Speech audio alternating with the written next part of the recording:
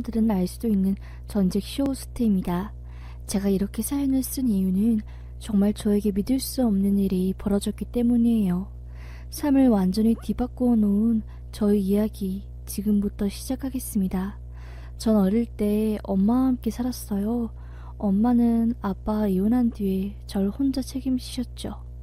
제가 어릴 때까지는 가난이 뭔지 잘 몰랐거든요.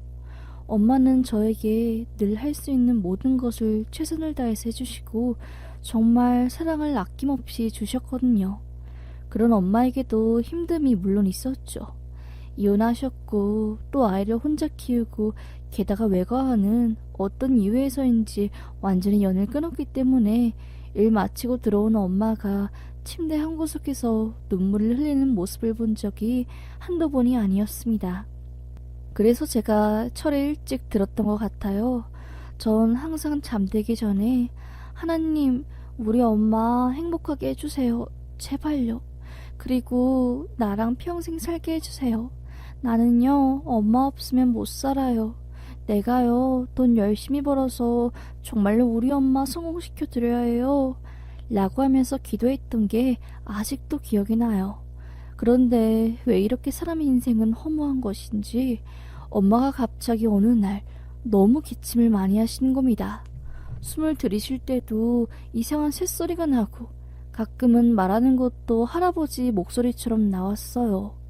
왜 그러지? 우리 엄마가 어디 아픈가? 걱정되는 마음에 저는 엄마 병원 가. 나 엄마 아픈 거 싫단 말이야.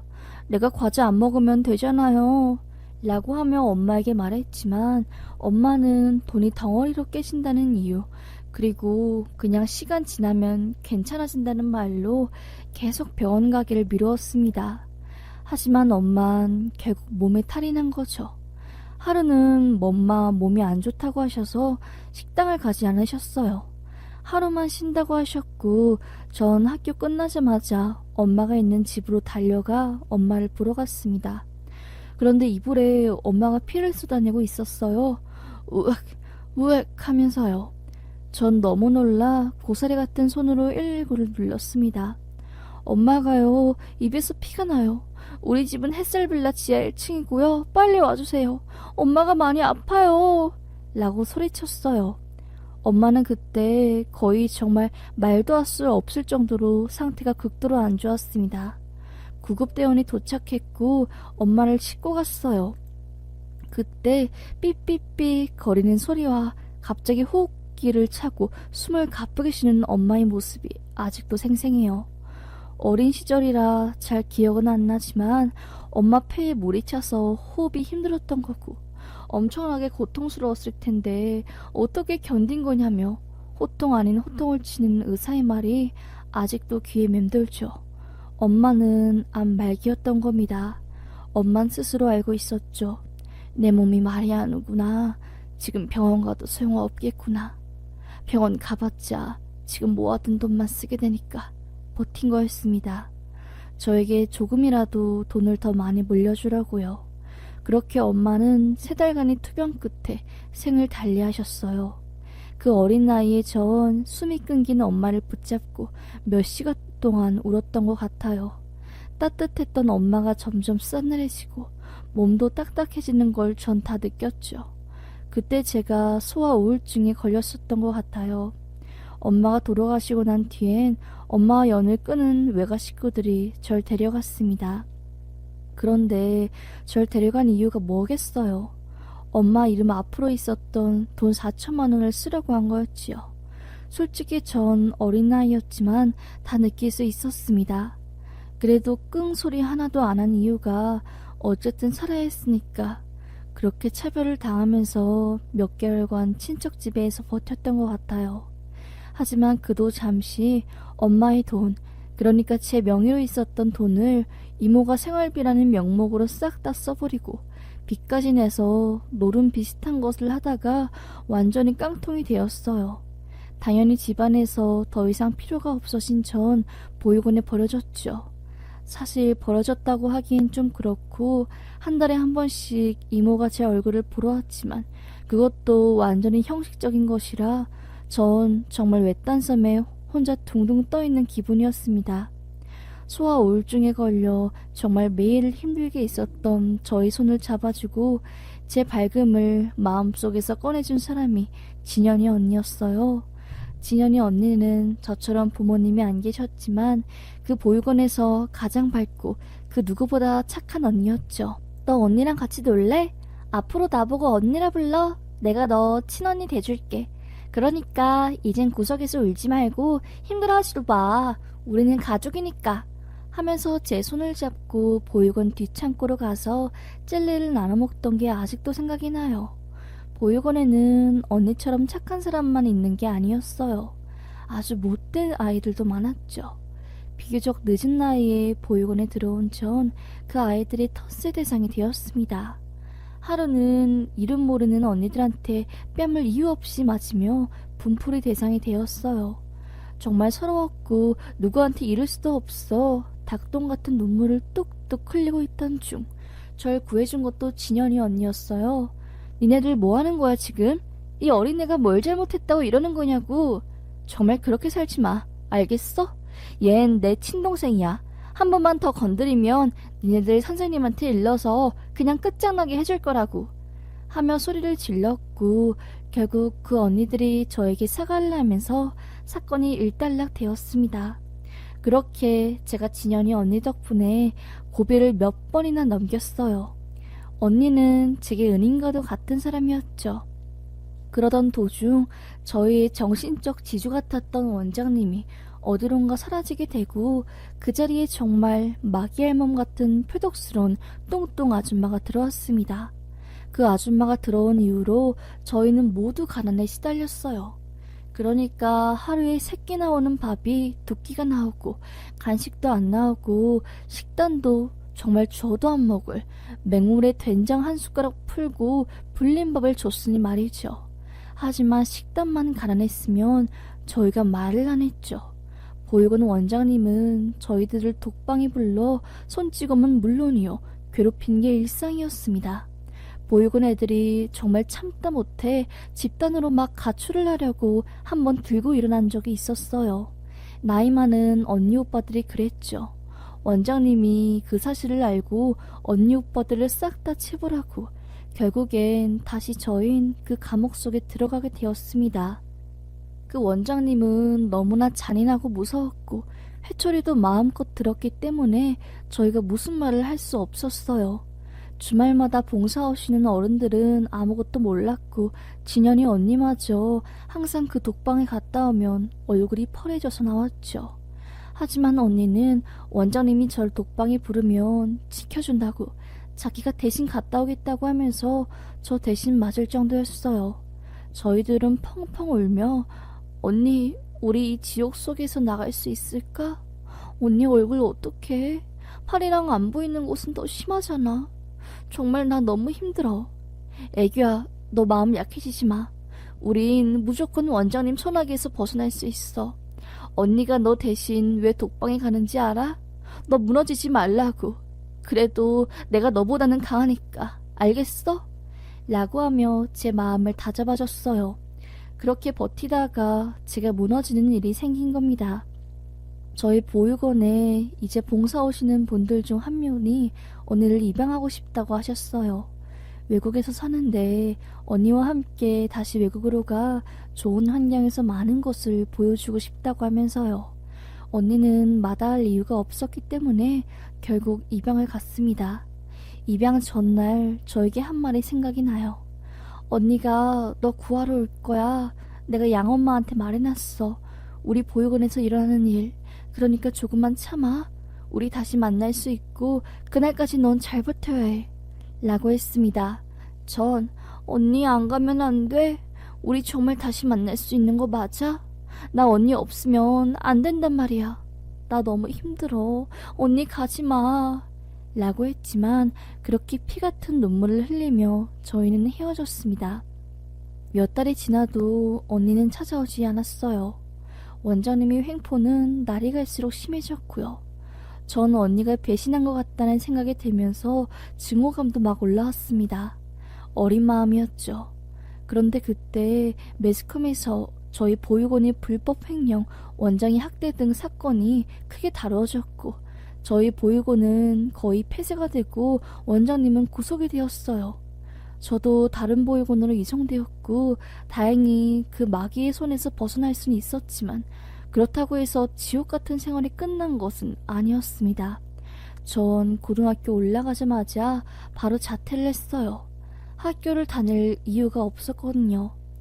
빨리 일을 해서 정말 이런 단체 생활, 야생동물 같은 생활을 그만두고 싶었습니다. 결국 고2 때 시설을 나왔어요.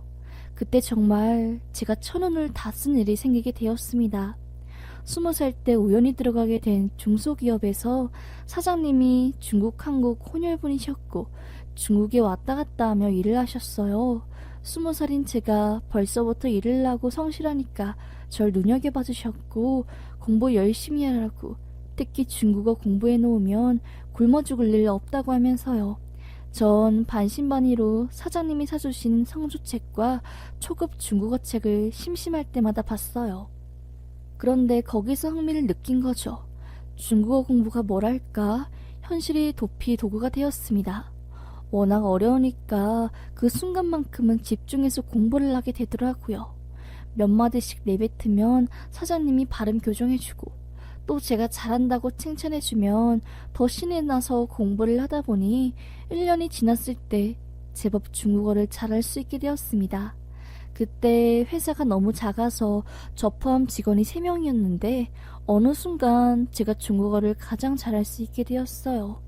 요즘 중국 관련으로 뭐 문제가 많아서 저도 솔직히 좀 화가 나는데 그래도 그때만 해도 중국 자체가 정말 기회의 땅이라 잘만 접근하면 많은 돈을 벌 수 있었고 흐름도 잘 타서 저희 회사가 많이 성장했어요. 사장님은 중국에 갈 때마다 저를 데려가서 식견을 넓혀주셨고 사업 공부를 많이 알려주셨어요. 아마 딸처럼 생각하신 것 같아요. 전 이런 기회 또 없다 생각하고 정말 이악 물고 공부했던 것 같아요. 표준어뿐만 아니라 사투리 중국어까지 거의 현지어 수준으로 고사할 정도가 되었어요.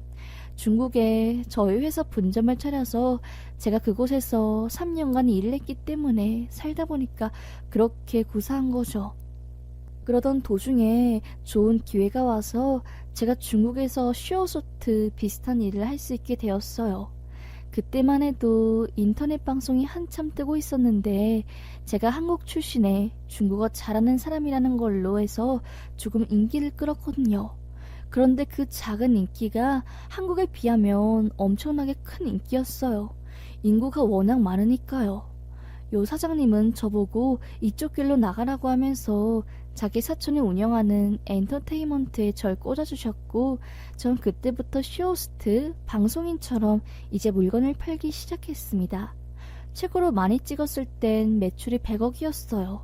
전 월급쟁이라 매출이 100억이라고 해도 뭐 큰 돈을 번 것은 아니었지만 그래도 인센티브로 받은 돈만 해도 정말 어마어마했죠.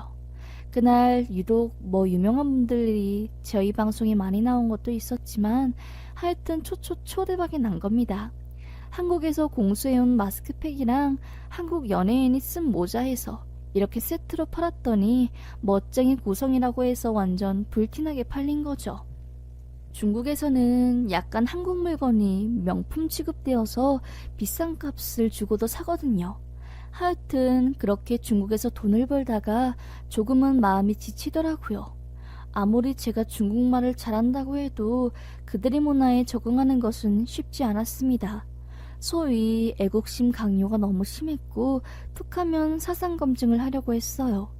딱 요즘 이슈되는 일과도 같았죠. 점점 지쳤죠. 그들의 비위를 맞춰주는 것도 지겨웠고 돈 때문에 뭐 매국노 짓을 할 수도 없었으니까요.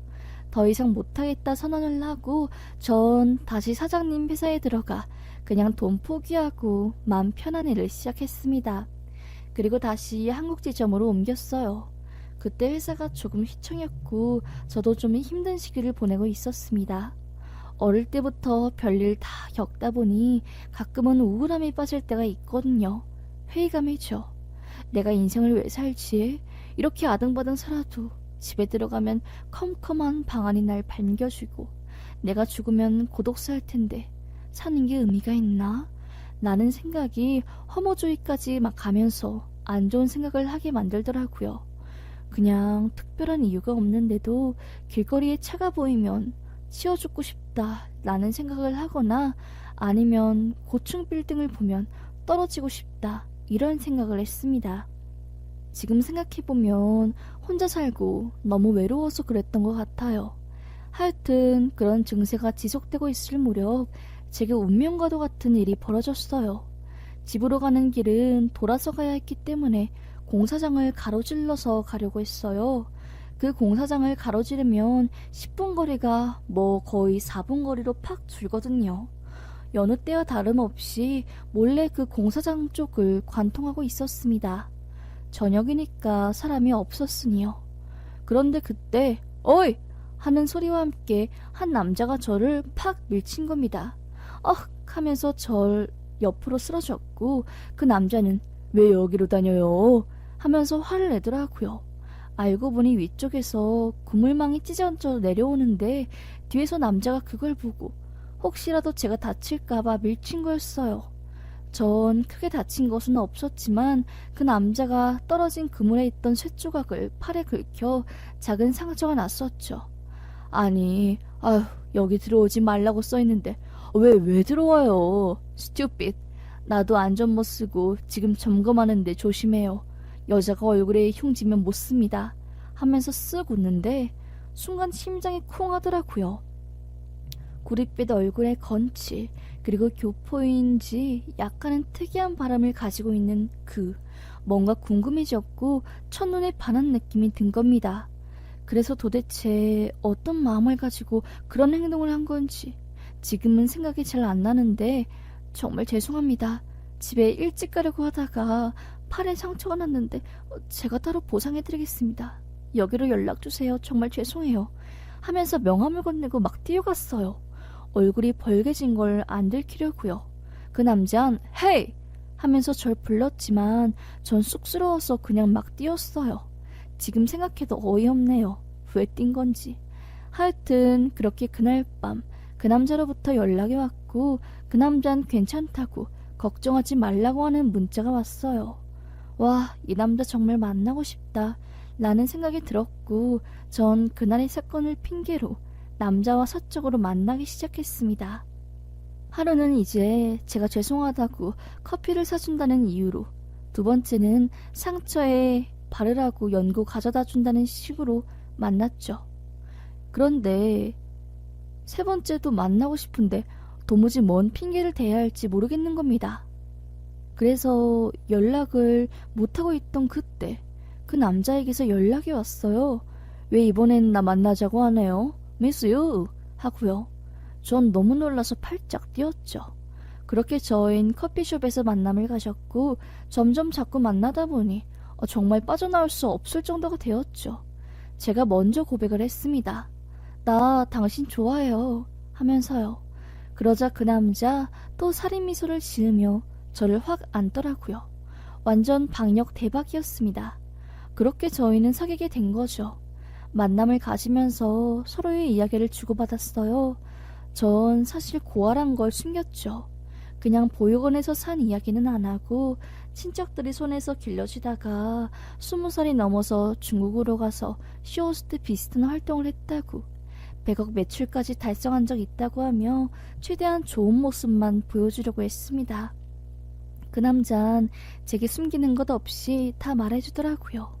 자기는 사실 미국에서 고등학교까지만 나와서 건설 쪽 일을 했는데 할아버지가 편찮으셔서 가족들과 전부 한국에 들어오게 되었다.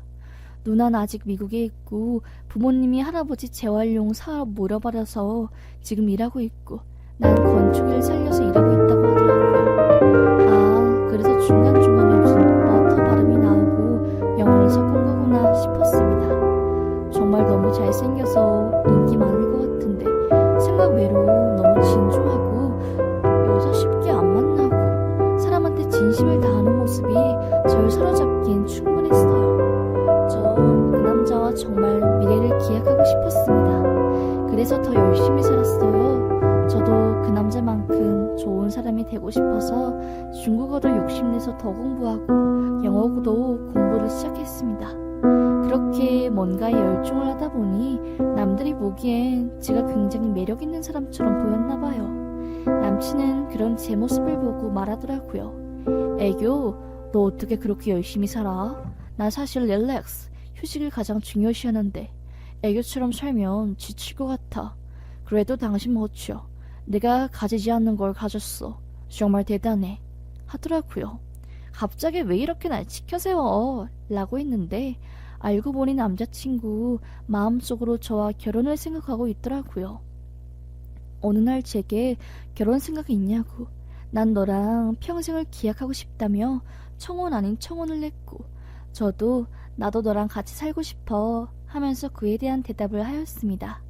그렇게 저희는 정말 누가 먼저라고 할 것도 없이 서로 결혼을 기약한 사이가 되었고, 전 놀러가는 형식으로 시부모님 댁에 갔어요. 결혼도 허락받을 겸사 남친이 집 소개시켜주고 싶다고 하면서요. 시댁에 들어가자마자 어머님 아버님은 정말 세상에서 가장 인자한 미소로 베이비 하면서 절 꽉 껴안아주셨어요. 엄마 이후로 저에게 이렇게 따뜻한 사랑을 베풀어 주신 어른은 처음이었습니다.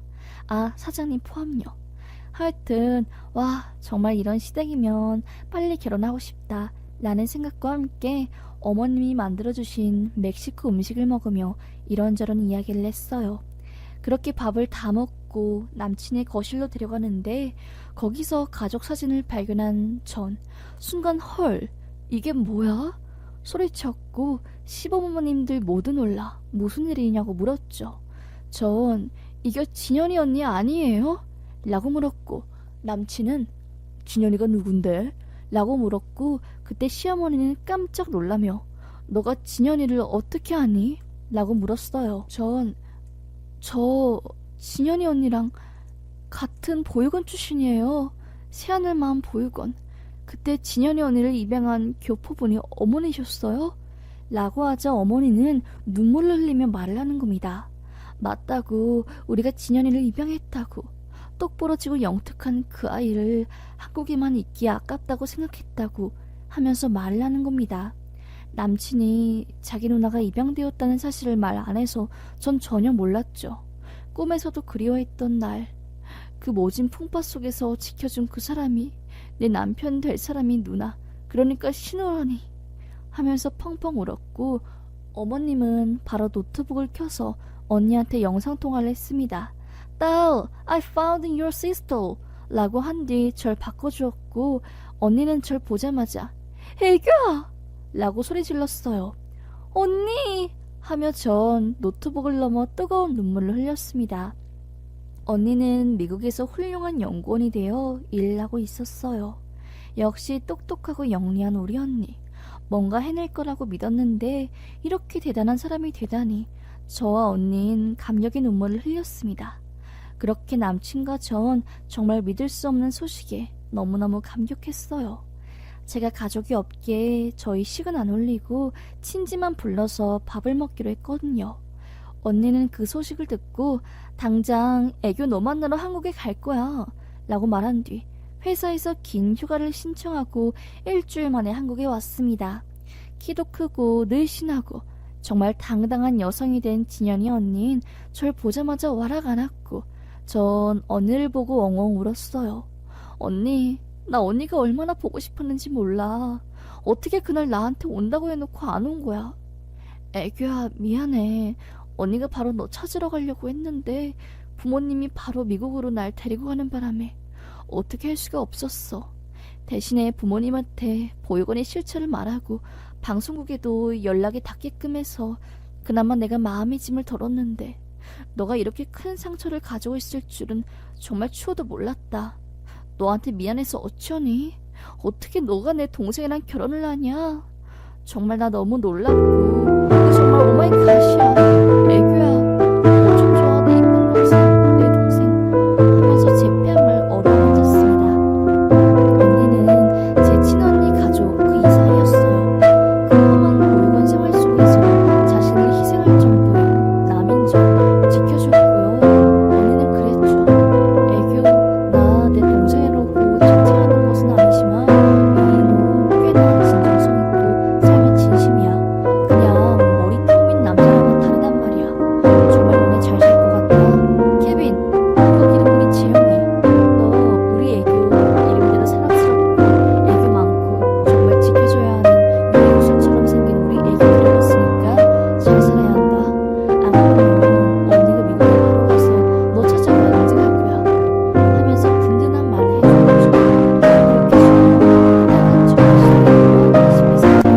언니와 행복한 시간을 보냈습니다.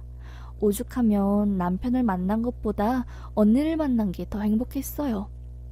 동네에 언니랑 손을 꼭 잡고 다 큰 여자 2명이 정말 뗄래야 뗄 수 없는 사이처럼 다니니까 여기 경비 아저씨 같은 분이 물어보더라고요.